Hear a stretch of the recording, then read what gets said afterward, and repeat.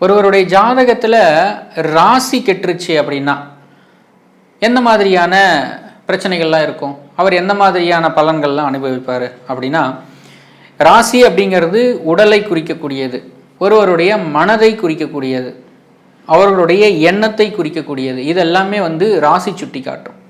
ஒருவருடைய எண்ணம், மனம், அவர்களுடைய செயல்பாடு, உடல், இது எல்லாத்தையுமே சொல்லக்கூடியது ராசி தான். இந்த ராசி கெட்டுருச்சு அப்படின்னா இந்த 4 விஷயத்துலையும் பாதிப்புகளை கொடுக்கும். அவர் யோசிக்கிறதே என்ன யோசிக்கிறாருன்னு அவருக்கு தெரியாது, அடுத்து என்ன செய்ய போகிறாங்கிறது எனக்கு தெரியாதுன்னு சொல்லுவார்.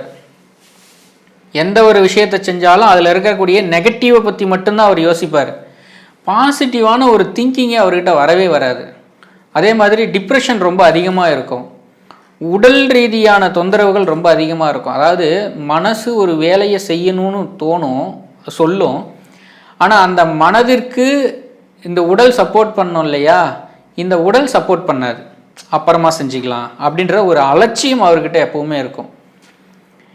அதே மாதிரி மற்றவர்களை அலட்சியப்படுத்துவதில் முதன்மையான நபர் யாருன்னா ராசிநாதன் கெட்டவர்கள் தான். இதில் ராசி எப்படி கெடும், ராசி அதிபதி பாவகிரகங்களோடு இணையிறது, ராசியில் பாவகிரகங்கள் இருக்குது. இப்போ சந்திரனோட ராகுகேது இணையிறது, சந்திரனோட மாந்தி இணையிறது, அல்லது நீச சந்திரனோட அஷ்டமாதிபதி பாதகாதிபதி சேர்ந்துருக்கிறது. இது எல்லாமே ராசி பாதிக்கக்கூடிய ஒரு அமைப்பு. ஸோ இவர்கள்லாம் என்ன பண்ணணும்னா, தியானத்தின் மூலமாக தன்னுடைய உள்மனதை, ஆள் மனதை திடப்படுத்தி கொள்ளணும்.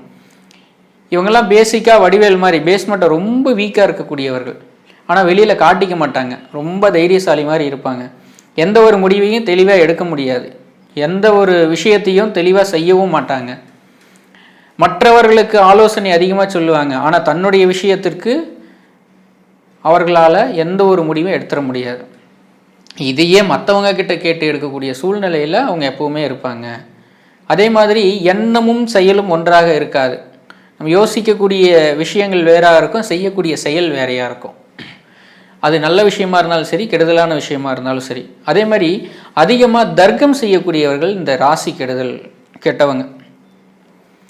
ராசிநாதன் கெட்டு போச்சு அப்படின்னா அதிகமாக மற்றவங்க கிட்ட தர்க்கம் செய்கிறவங்க. ஏன்னா தோல்வியை ஒப்புக்கொள்ள முடியாத சூழ்நிலையில் இருப்பவர்கள் இவர்கள்லாம். அதே மாதிரி எந்த ஒரு விஷயத்தையும் ஏற்றுக்கொள்ளக்கூடிய மனப்பான்மை இருக்காது எங்களுக்கு. எந்த விஷயமா இருந்தாலும், இப்போ நம்ம ஒரு கருத்து சொல்கிறோம்னா அந்த கருத்தை ஏற்றுக்கவே முடியாது அவங்களால.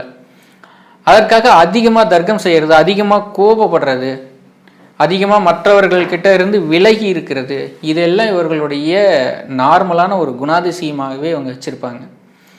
தனிமை அப்படியே அவங்களுடைய வாட்ஸ்அப் ஸ்டேட்டஸில் சோக ஸ்டேட்டஸாக வச்சுக்கிட்டு, நான் எப்போவுமே தனிமையில் இருக்கேன், எனக்கு தனிமை விரும்பி நான் தனியாக எங்கேயாவது போகணும், நான் தனியாக இருக்கணும் அப்படின்னு சொல்லிட்டு தனிமை தனிமை தனிமைன்னு பேசக்கூடியவங்க எல்லாருடைய ஜாதகத்திலையுமே இந்த ராசி கெட்டு போனவங்களால் மட்டும்தான் இந்த மாதிரிலாம் யோசிக்கவே முடியும்.